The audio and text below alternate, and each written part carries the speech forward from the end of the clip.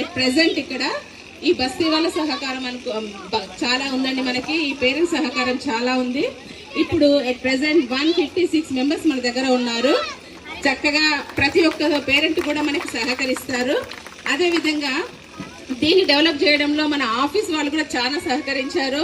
క్యాంపెయిన్లలో participate చేయడం కానివ్వండి, plus అనుకున్నప్పుడు ఈసారి మనకి టీచర్స్ కూడా ఇచ్చారు సార్. ప్రత్యేకమైన ధన్యవాదాలు డిపార్ట్మెంట్కి కూడా. అదేవిధంగా ఇంకోటి చెప్పాలంటే అలాంటి స్కూలు ప్లస్ లుక్ కూడా ఇలా ఉండేది కాదండి. ఇక్కడ స్కూల్ ఉందన్న విషయం కూడా చాలా మంది పేరెంట్స్కి తెలియలేదు అప్పుడు.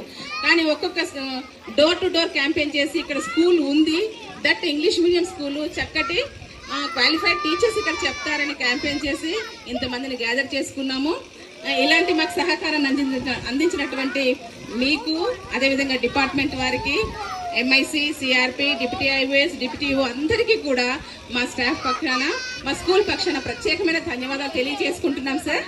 మీరు మా స్కూల్ని ఉద్దేశించి 2 మాటలు మాట్లాడారు. 2 కాదు సార్, మీకు ఎంత అనిపిస్తే ఈరోజు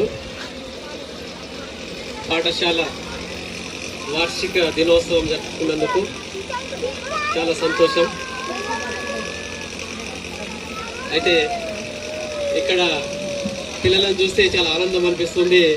కార్పొరేట్ విద్యార్థులను తీసుకోని విధంగా కార్పొరేట్ స్కూల్ లోపల ఎట్లయితే ప్రైవేట్ స్కూల్లో విద్యార్థులు చదువుతున్నారో, ఎట్లయితే సాంస్కృతిక కార్యక్రమాలను నిర్వహిస్తున్నారో, అదే రీతిలో అదే రకంగా వాళ్ళని తీసుకోకుండా మన ప్రభుత్వ పాఠశాలలో ఎలాంటి రుసుము లేకుండా ఉచితంగా విద్యతో పాటు ఇలాంటి కల్చరల్ యాక్టివిటీస్ కూడా నిర్వహించడం జరుగుతుంది, నేర్పడం జరుగుతుంది.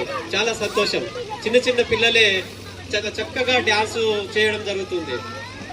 అంటే ఒక విద్యనే కాదు, ప్రభుత్వ పాఠశాల లోపల ఒక విద్యనే కాదు, సమాజంలో విద్యార్థి పెద్ద అయ్యాక ఎలా జీవించాలి, ఇతరులతో ఎలా మాట్లాడాలి అనే విషయాలు విద్యతో పాటు ఇక్కడ పాఠశాల స్థాయిలో నేర్పబడుతుంది.